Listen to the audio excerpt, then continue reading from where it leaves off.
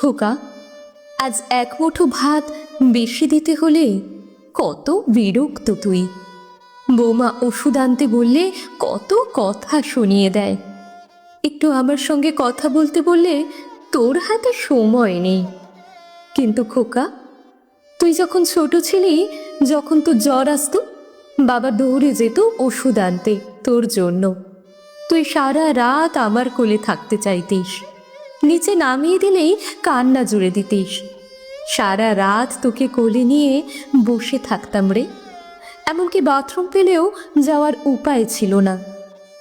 তখন কই আমার তো এত বিরক্ত লাগেনি। আমার বয়স হয়েছে, চোখেও ঠিকঠাক দেখি না, তাই চেয়েও নিজেকে খুব পরিষ্কার রাখতে পারি না। তাই তোর নাকি আমার কাছে আসতে ঘেন্না লাগে। কিন্তু খোকা, আমার মনে আছে তুই যখন বিছানায় পেচ্ছাপ করে দিতিস, যখন আমি তোকে শুকনোতে শুয়ে নিজে ভেজাতে শুয়ে থাকতাম যাতে তোর কষ্ট না হয়।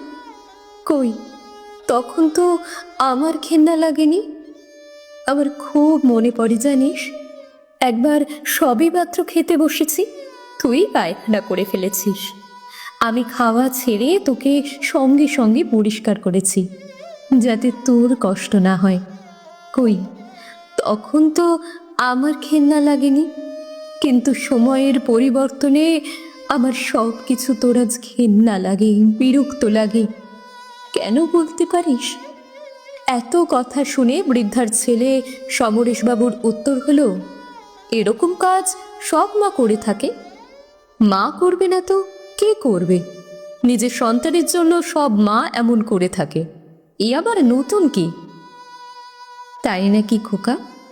তাহলে বল, সন্তানের কি করণীয় বৃদ্ধা বাবা মার প্রতি? তখন সমরেশবাবু বলেন, কেন, তোমাকে তো আমি ভালোই রেখেছি, ঘর থেকে তো আর বের করে দিইনি। কত ছেলে মেয়েকে দেখছি বাবা মাকে বৃদ্ধাশ্রমে রেখে দেয়, রাস্তায় ফেলে দেয়। আমি তো আর সেটা করিনি।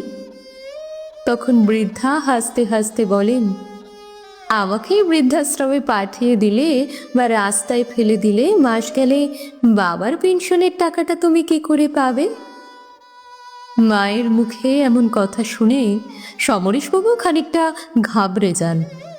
বৃদ্ধা তখন হাসতে হাসতে বলেন, আমি তোর মা, আমি তোকে খুব ভালো করেই জানি। তাই আমি ঠিক করেছি আমার দেখাশোনা করার জন্য একজন লোক রাখবো, যে আমাকে দেখাশোনা করবে, আমার প্রয়োজনীয় জিনিস এনে দেবে, আমার সঙ্গে দুটো কথা বলতে পারবে। তোর কাছে শুধু একটাই অনুরোধ, তুই আর বাবার পেনশনের টাকাটা নিবি না। ওই টাকা দিয়েই আমি আমার দেখাশোনা করার জন্য একজন লোক রাখব। সমরেশবাবু এবার খানিকটা নরম সুরে বললেন, দেখো মা, বাবার পেনশনের টাকায় আমার সংসার অনেকটাই চলে। তুমি আমাকে সেই টাকা না দিলে আমার খুব কষ্ট হবে মা। আমি তোমার বৌমাকে বলবো আজ থেকে তোমার ভালো করে দেখাশোনা করতে, আর এবার থেকে তোমার কখন কি লাগবে আমাকে বলবে, আমি তোমাকে টাইমে এনে দেব। ছেলের মুখে এমন কথা শুনে মাও রাজি হয়ে যায়। আসলে মা তো সন্তানের কষ্ট কোনোদিনই দেখতে পারেন না, তাই সন্তানের এই মিষ্টি মিষ্টি কথায় বৃদ্ধা ভুলে গেছেন সব কিছু। আজ বৃদ্ধা বিছানাতে, পরিস্থিতি খুবই খারাপ।